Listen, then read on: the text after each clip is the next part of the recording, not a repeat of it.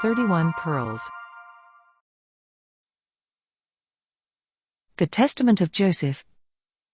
When he was about to die, he called his sons and his brethren together, and said to them, My brethren and my children, hearken to Joseph the beloved of Israel. Give ear, my sons, unto your father. I have seen in my life envy and death. Yet I went not astray, but persevered in the truth of the Lord. These my brethren hated me, but the Lord loved me. They wished to slay me, but the God of my fathers guarded me. They let me down into a pit, and the Most High brought me up again. I was sold into slavery, and the Lord of all made me free. I was taken into captivity, and his strong hand succored me.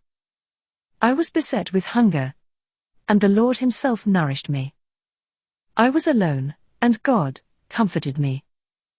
I was sick, and the Lord visited me. I was in prison, and my God showed favor unto me. In bonds, and he released me. Slandered, and he pleaded my cause. Bitterly spoken against by the Egyptians, and he delivered me. Envied by my fellow slaves, and he exalted me. And this chief captain of Pharaoh entrusted to me his house. And I struggled against a shameless woman, urging me to transgress with her. But the God of Israel my father delivered me from the burning flame. I was cast into prison. I was beaten. I was mocked. But the Lord granted me to find mercy in the sight of the keeper of the prison. For the Lord doth not forsake them that fear him, neither in darkness, nor in bonds, nor in tribulations, nor in necessities. For God is not put to shame, as a man, nor as the Son of Man is he afraid, nor as one that is earth-born is he weak or affrighted. But in all those things doth he give protection, and in divers ways doth he comfort, though for a little space he departeth to try the inclination of the soul. In 10 temptations he showed me approved, and in all of them I endured, for endurance is a mighty charm, and patience giveth many good things. How often did the Egyptian woman threaten me with death? How often did she give me over to punishment, and then call me back and threaten me? And when I was unwilling to company with her, she said to me, Thou shalt be lord of me, and all that is in my house, if thou wilt give thyself unto me, and thou shalt be as our master. But I remembered the words of my father, and going into my chamber, I wept and prayed unto the Lord. And I fasted in those 7 years, and I appeared to the Egyptians as one living delicately, for they that fast for God's sake receive beauty of face. And if my Lord were away from home, I drank no wine, nor for 3 days did I take my food, but I gave it to the poor and sick. And I sought the Lord early, and I wept for the Egyptian woman of Memphis, for very unceasingly did she trouble me. For also at night she came to me under pretense of visiting me. And because she had no male child, she pretended to regard me as a son. And for a time she embraced me as a son, and I knew it not. But later, she sought to draw me into fornication. And when I perceived it, I sorrowed unto death. And when she had gone out, I came to myself, and lamented for her many days, because I recognized her guile and her deceit. And I declared unto her the words of the Most High, if haply she would turn from her evil lust. Often, therefore, did she flatter me with words as a holy man, and guilefully in her talk praise my chastity before her husband, while desiring to ensnare me when we were alone. For she lauded me openly as chaste, and in secret she said unto me, Fear not my husband, for he is persuaded concerning thy chastity. For even should one tell him concerning us, he would not believe. Owing to all these things, I lay upon the ground, and besought God, that the Lord would deliver me from her deceit. And when she had prevailed nothing thereby, she came again to me under the plea of instruction, that she might learn the word of God. And she said unto me, If thou willest that I should leave my idols, lie with me, and I will persuade my husband to depart from his idols, and we will walk in the law by thy Lord. And I said unto her, the Lord willeth not that those who reverence him should be in uncleanness, nor doth he take pleasure in them that commit adultery, but in those that approach him with a pure heart and undefiled lips. But she held her peace, longing to accomplish her evil desire. And I gave myself yet more to fasting and prayer, that the Lord might deliver me from her. And again, at another time, she said unto me, If thou wilt not commit adultery, I will kill my husband by poison, and take thee to be my husband. I therefore, when I heard this, rent my garments, and said unto her, Woman, reverence God, and do not this evil deed, lest thou be destroyed. For know indeed that I will declare this, thy device, unto all men. She therefore, being afraid, besought that I would not declare this device. And she departed, soothing me with gifts, and sending to me every delight of the sons of men. And afterwards she sent me food mingled with enchantments. And when the eunuch who brought it came, I looked up and beheld a terrible man giving me with a dish a sword. And I perceived that her scheme was to beguile me. And when he had gone out I wept, nor did I taste that, or any other of her food. So then after one day she came to me and observed the food, and said unto me, Why is it that thou hast not eaten of the food? And I said unto her, It is because thou hast filled it with deadly enchantments.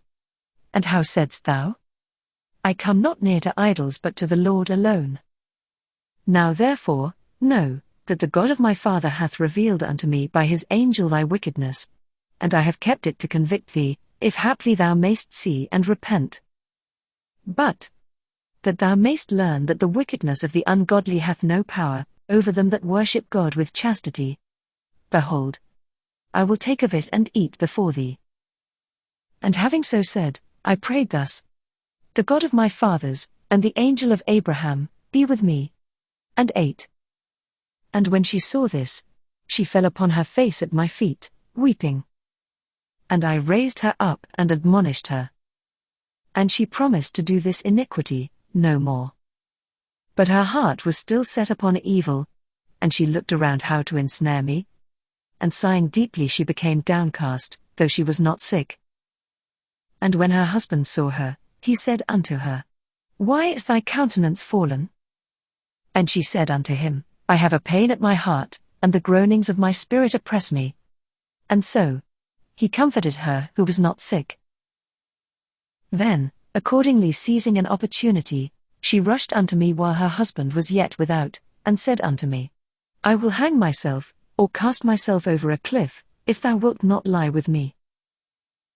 And when I saw the spirit of Belial was troubling her, I prayed unto the Lord, and said unto her, Why, wretched woman, art thou troubled and disturbed, blinded through sins? Remember that if thou kill thyself, Astaho, the concubine of thy husband, thy rival, will beat thy children, and thou wilt destroy thy memorial from off the earth. And she said unto me, Lo, then thou lovest me? Let this suffice me. Only strive for my life, and my children, and I expect that I shall enjoy my desire also. But she knew not, that because of my Lord, I spake thus, and not because of her. For if a man hath fallen before the passion of a wicked desire, and become enslaved by it, even as she, whatever good thing he may hear with regard to that passion, he receiveth it with a view to his wicked desire. I declare therefore unto you, my children, that it was about the 6th hour when she departed from me. And I knelt before the Lord all day, and all the night. And about dawn I rose up, weeping the while and praying for a release from her. At last then, she laid hold of my garments, forcibly dragging me to have connection with her. When therefore, I saw that in her madness she was holding fast to my garment, I left it behind, and fled away naked. And holding fast to the garment, she falsely accused me. And when her husband came, he cast me into prison in his house. And on the morrow he scourged me and sent me into Pharaoh's prison. And when I was in bonds, the Egyptian woman was oppressed with grief. And she came and heard how I gave thanks unto the Lord and sang praises in the abode of darkness, and with glad voice rejoiced, glorifying my God that I was delivered from the lustful desire of the Egyptian woman. And often hath she sent unto me, saying, Consent to fulfill my desire, and I will release thee from thy bonds, and I will free thee from the darkness. And not even in thought did I incline unto her. For God loveth him, who in a den of wickedness combines fasting with chastity, rather than the man, who in king's chambers combines luxury with license. And if a man liveth in chastity, and desireth also glory, and the Most High knoweth that it is expedient for him, he bestoweth this also upon me. How often, though she was sick, did she come down to me at unlooked-for times, and listen to my voice as I prayed. And when I heard her groanings I held my peace. For when I was in her house, she was wont to bare her arms, and breasts, and legs, that I might lie with her. For she was very beautiful, splendidly adorned in order to beguile me.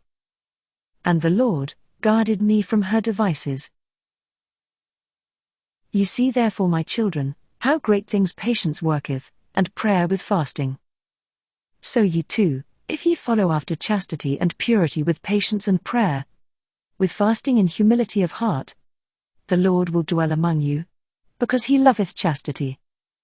And wheresoever the Most High dwelleth, even though envy, or slavery, or slander befalleth a man, the Lord who dwelleth in him, for the sake of his chastity, not only delivereth him from evil, but also exalteth him, even as me. For in every way the man is lifted up, whether in deed, or in word, or in thought. My brethren knew how my Father loved me. And yet I did not exalt myself in my mind.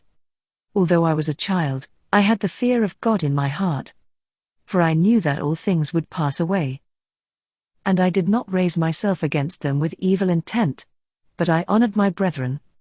And out of respect for them, even when I was being sold, I refrained from telling the Ishmaelites that I was a son of Jacob, a great man and a mighty. Do ye also, my children, have the fear of God in all your works before your eyes, and honor your brethren. For everyone who doeth the law of the Lord shall be loved by him. And when I came to the Indo-Culpity with the Ishmaelites, they asked me, saying, Art thou a slave? And I said that I was a homeborn slave, that I might not put my brethren to shame. And the eldest of them said unto me, Thou art not a slave, for even thy appearance doth make it manifest. But I said that I was their slave. Now, when we came into Egypt they strove concerning me, which of them should buy me and take me. Therefore it seemed good to all that I should remain in Egypt with the merchant of their trade, until they should return bringing merchandise. And the Lord gave me favor in the eyes of the merchant, and he entrusted unto me his house. And God blessed him by my means, and increased him in gold and silver and in household servants. And I was with him 3 months and 5 days.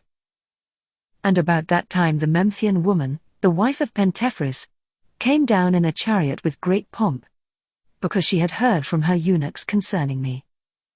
And she told her husband that the merchant had become rich by means of a young Hebrew, and they say that he had assuredly been stolen out of the land of Canaan.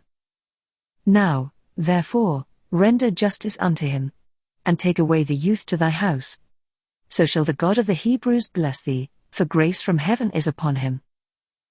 And Pentephris was persuaded by her words, and commanded the merchant to be brought, and said unto him, What is this that I hear concerning thee? That thou stealest persons out of the land of Canaan, and sellest them for slaves? But the merchant fell at his feet, and besought him, saying, I beseech thee, my lord, I know not what thou sayest. And Pentephris said unto him, Whence then is the Hebrew slave? And he said, The Ishmaelites entrusted him unto me until they should return. But he believed him not, but commanded him to be stripped and beaten. And when he persisted in this statement, Pentephris said, Let the youth be brought. And when I was brought in, I did obeisance to Pentephris, for he was third in rank of the officers of Pharaoh. And he took me apart from him, and said unto me, Art thou a slave or free? And I said, A slave. And he said, Whose? And I said, The Ishmaelites. And he said, How didst thou become their slave? And I said, They bought me out of the land of Canaan. And he said unto me, Truly thou liest. And straightway he commanded me to be stripped and beaten. Now, the Memphian woman was looking through a window at me, while I was being beaten, for her house was near, and she sent unto him, saying, Thy judgment is unjust. For thou dost punish a free man who hath been stolen, as though he were a transgressor. And when I made no change in my statement, though I was beaten, he ordered me to be imprisoned, until he said, The owners of the boy should come. And the woman said unto her husband, Wherefore dost thou detain the captive and well-born lad in bonds, who ought rather to be set at liberty, and be waited upon? For she wished to see me out of a desire of sin, but I was ignorant concerning all these things. And he said to her, It is not the custom of the Egyptians to take that which belongeth to others before proof is given. This therefore, he said concerning the merchant. But as for the lad, he must be imprisoned. Now after 24 days came the Ishmaelites, for they had heard that Jacob my father was mourning much concerning me. And they came and said unto me, How is it that thou saidst that thou wast a slave? And lo, we have learnt that thou art the son of a mighty man in the land of Canaan, and thy father still mourneth for thee, in sackcloth and ashes. When I heard this, my bowels were dissolved and my heart melted, and I desired greatly to weep. But I restrained myself, that I should not put my brethren to shame. And I said unto them, I know not, I am a slave. Then therefore, they took counsel to sell me, that I should not be found in their hands. For they feared my father, lest he should come and execute upon them a grievous vengeance. For they had heard that he was mighty with God and with men. Then said the merchant unto them, Release me from the judgment of Pentifree. And they came and requested me, saying, Say that thou wast bought by us with money, and he will set us free. Now, the Memphian woman said to her husband, Buy the youth. For I hear, said she, that they are selling him. And straightway she sent a eunuch to the Ishmaelites, and asked them to sell me. But since the eunuch would not agree to buy me at their price, he returned, having made trial of them, and he made known to his mistress, that they asked a large price for their slave. And she sent another eunuch, saying, Even though they demand 2 minas, give them. Do not spare the gold. Only buy the boy, and bring him to me. The eunuch therefore went and gave them 80 pieces of gold, and he received me.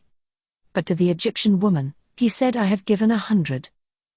And though I knew this, I held my peace, lest the eunuch should be put to shame. Ye see therefore, my children, what great things I endured, that I should not put my brethren to shame.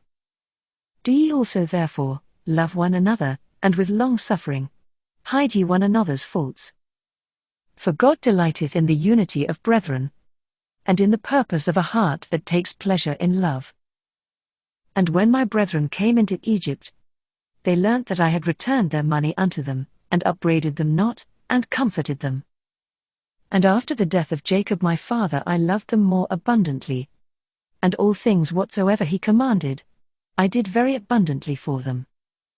And I suffered them not to be afflicted in the smallest matter, and all that was in my hand I gave unto them. And their children were my children, and my children as their servants. And their life was my life, and all their suffering was my suffering, and all their sickness was my infirmity. My land was their land, and their counsel my counsel. And I exalted not myself among them in arrogance because of my worldly glory, but I was among them as one of the least. If ye also, therefore, walk in the commandments of the Lord my children, he will exalt you there, and will bless you with good things for ever and ever. And if any one seeketh to do evil unto you, do well unto him, and pray for him, and ye shall be redeemed of the Lord from all evil. For behold, ye see that out of my humility and long suffering, I took unto wife the daughter of the priest of Heliopolis. And 100 talents of gold were given me with her, and the Lord made them to serve me. And he gave me also beauty, as a flower beyond the beautiful ones of Israel. And he preserved me unto old age in strength and in beauty, because I was like in all things to Jacob. And hear ye, my children, also the vision which I saw. There were 12 hearts feeding, and the 9 were first dispersed over all the earth, and likewise also the 3. And I saw that from Judah was born a virgin, wearing a linen garment, and from her was born a lamb, without spot. And on his left hand there was, as it were, a lion. And all the beasts rushed against him, and the lamb overcame them, and destroyed them, and trod them under foot. And because of him, the angels and men rejoiced, and all the land. And these things shall come to pass in their season, in the last days. Do ye therefore, my children, observe the commandments of the Lord, and honor Levi and Judah. For from them shall arise unto you the Lamb of God, who taketh away the sin of the world, one who saveth all the Gentiles and Israel. For his kingdom is an everlasting kingdom, which shall not pass away. But my kingdom among you shall come to an end, as a watcher's hammock, which after the summer disappeareth. For I know that after my death, the Egyptians will afflict you, but God will avenge you, and will bring you into that which he promised to your fathers.